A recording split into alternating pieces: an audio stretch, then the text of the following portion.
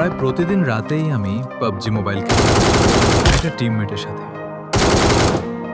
আমরা কখনো real life নিয়ে কথা বলতাম না, শুধু গেম, রাশ, রিভাইভ আর ফান।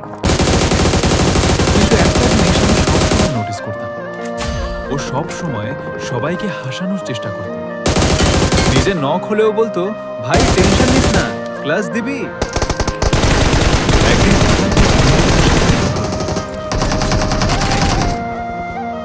দুই দিন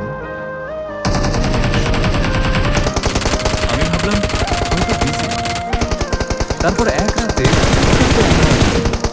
আমি তাড়াতাড়ি ইনভাইট দিলাম। ম্যাচের পর বললাম, কোথায় ছিলি এতদিন? কিন্তু আজ কোনো চোখ না।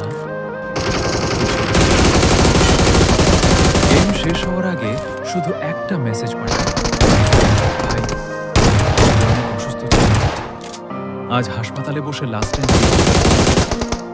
দোয়া কইরে। তারপরও অফলাইন হয়েছে, আজও ফ্রেন্ড লিস্টের নামটা আছে, কিন্তু অনেক দিন ধরে লাস্ট অনলাইন চেঞ্জ হয় না। তখন বুঝেছিলাম আমরা অনেক সময় জানি না স্ক্রিনের অন্য পাশে থাকা মানুষটা কি যুদ্ধের মধ্যে। তোমাদের কি কখনো অনলাইন ফ্রেন্ডের জন্য মন খারাপ হয়েছে?